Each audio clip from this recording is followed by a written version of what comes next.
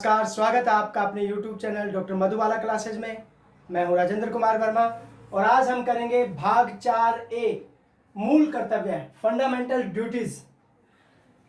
भाग 4 जो है वो नीति निर्देशक तत्व थे, तो भाग 4A जो है वो बाद में जोड़ा गया जब हमारा संविधान बन चुका था। उसके बाद 1976 श्रीमती इंदिरा गांधी के टाइम में 42वां संविधान संशोधन लाया गया, जिसमें भारत के संविधान में भाग 4A और अनुच्छेद 51 जो नीति निर्देशक तत्व में 51 है, उसके अंदर 51A जोड़ दिया गया और भाग 4A का निर्माण करके भारतीय संविधान में मूल कर्तव्य रखे गए।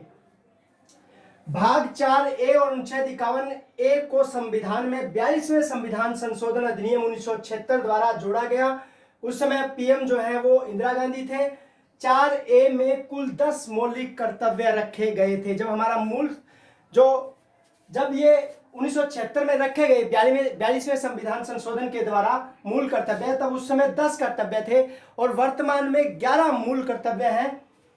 11वां जो मूल कर्तव्य है वो 86वें संविधान संशोधन अधिनियम 2002 के द्वारा अनुच्छेद 51A में 51 के जोड़ा गया है। 51 के जोड़ा गया है, इसलिए अब 11 मूल कर्तव्य हैं।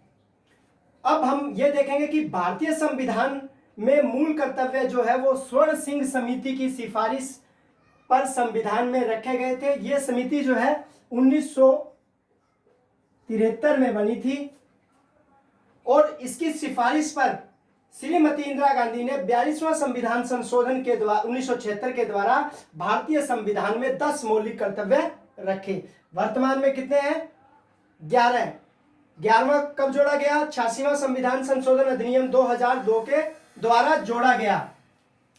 अब हमने ये मूल कर्तव्य लिए कहां से? हमने मूल कर्तव्य जो है सोवियत संघ के संविधान से लिए हैं और विश्व में पहला प्रजातांत्रिक देश, लोकतांत्रिक देश जापान है जिसने मूल कर्तव्यों को अपनाया।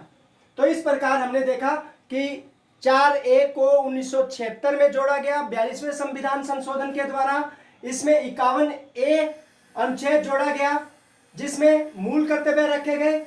अब जो 51A है उसके अंदर भारत के प्रत्येक नागरिक का यह कर्तव्य होगा कि ये लिखा गया है। 51A में क्या लिखा गया है कि भारत के प्रत्येक नागरिक का यह कर्तव्य होगा कि, अब एक बार आप इसका स्क्रीनशॉट लीजिए। उसके बाद 51A के अंदर ABCDEFGHIJK 11 जो मूल कर्तव्य है वो हम देखेंगे। एक बार आप इसका स्क्रीनशॉट लीजिए।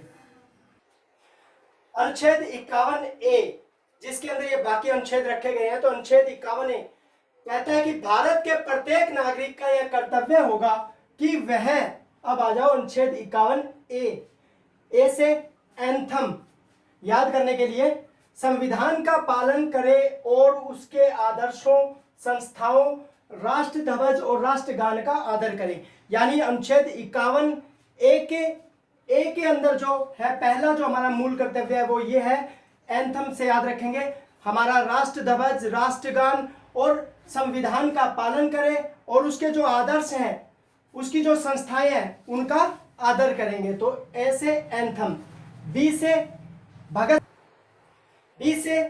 सिंह याद रखेंगे, स्वतंत्रता के लिए हमारे राष्ट्रीय आंदोलन को प्रेरित करने वाले उच्च आदर्श, जिन्होंने हमारे स्वतंत्रता के लिए हमने जो राष्ट्रीय आंदोलन किया उसको प्रेरित करने वाले जो उच्च आदर्श हैं, चाहे वो गांधी जी के हैं, चाहे वो भगत सिंह के हैं, चाहे वो किसी भी फ्रीडम फाइटर के उच्च आदर्श हैं, उन सभी को अपने हृदय में संजोए रखेंगे और उनका पालन करेंगे। फिर अनुच्छेद 51C कन्फर्म सॉवरेनिटी, भारत की प्रभुसत्ता, संप्रभुता जो है भारत की एकता और अखंडता की रक्षा करें और उसे अक्षुण्ण रखे, ये भारत के नागरिकों का कर्तव्य होगा। तो सी से कन्फर्म सॉवरेनिटी, सिर्फ याद करने के लिए ये। फिर है 51AD डिफेंस, रक्षा, देश की रक्षा करे और आह्वान किए जाने पर राष्ट्र की सेवा के लिए तैयार रहे।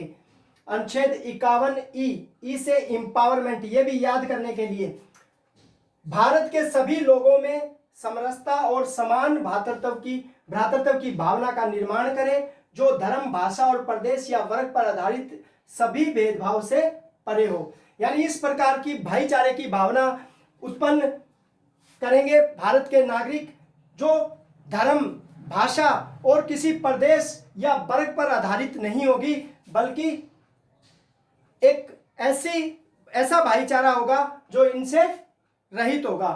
फिर ऐसी प्रथाओं का त्याग करेगा जो स्त्रियों के सम्मान के विरुद्ध हो, यानी चाहे वो पर्दा प्रथा है, चाहे वो सती प्रथा थी, चाहे वो दहेज प्रथा है, जो भी प्रथा जो स्त्रियों के सम्मान के विरुद्ध है, यानी इसमें स्त्रियों का क्या कर रहे हैं हम, स्त्रियों का जो है एम्पावरमेंट करने का प्रयास कर रहे हैं, सशक्तिकरण करने का प्रयास कर रहे हैं। तो इसे एम्पावरमेंट, महिला सशक्तिकरण, यानी उन प्रथाओं का त्याग करेंगे जो स्त्रियों के सम्मान के विरुद्ध है।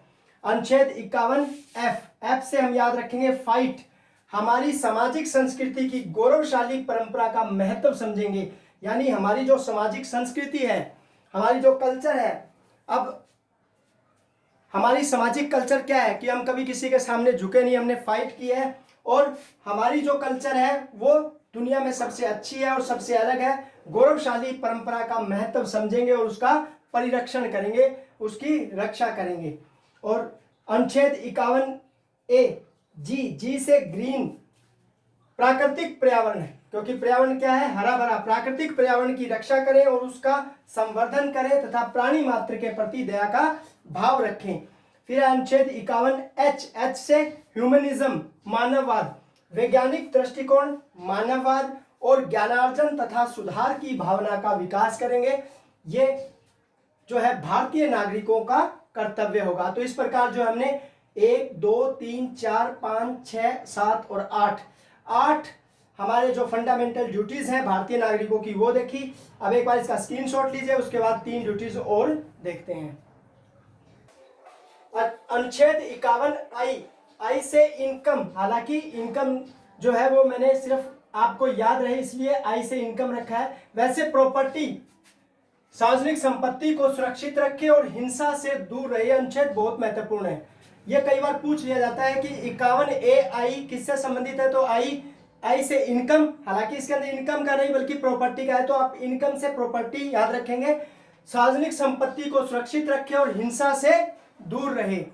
फिर है अनुच्छेद 51 जे से जॉइंट, व्यक्तिगत और सामूहिक, यानी व्यक्तिगत इंडिविजुअल और सामूहिक गतिविधियों के सभी क्षेत्रों में उत्कर्ष की ओर बढ़ने का सतत प्रयास करे, जिससे राष्ट्र निरंतर बढ़ते हुए प्रयत्न और उपलब्धि की नई ऊंचाइयों को छू लेगा। जब आप व्यक्तिगत और सामूहिक गतिविधियों के माध्यम से क्या करेंगे, आपका उत्कर्ष होगा, आप आगे बढ़ने का प्रयास करेंगे, तो राष्ट्र भी क्या करेगा, निरंतर जो है उपलब्धि की नई ऊंचाइयों को छू लेगा।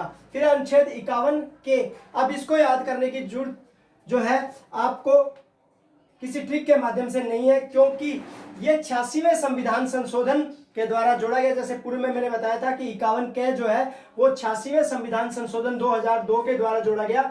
यदि माता पिता या संरक्षक है, यानी माता पिता या संरक्षक है किसी बच्चे का, तो 6 से 14 वर्ष तक के जो आयु वाले बच्चे हैं अपने यथास्थिति बालक या प्रतिपालय के लिए शिक्षा के अवसर प्रदान करेंगे। यानी 6 से 14 वर्ष तक के बच्चों को पढ़ाने का दायित्व, उसका कर्तव्य किसका है, माता पिता का या संरक्षक का है। सन 2001 में मूल कर्तव्यों के क्रियान्वयन के लिए JS वर्मा समिति का गठन किया गया, जिसने इसका बहुत ज्यादा प्रचार प्रसार किया। मूल कर्तव्यों को प्रभावी बनाने के लिए CR ईरानी समिति का गठन भी किया गया है। उम्मीद करता हूं कि आपको आज का वीडियो पसंद आया होगा और आपको ये मूल कर्तव्य जो है वो समझ आए होंगे। धन्यवाद, मिलते हैं नेक्स्ट वीडियो में।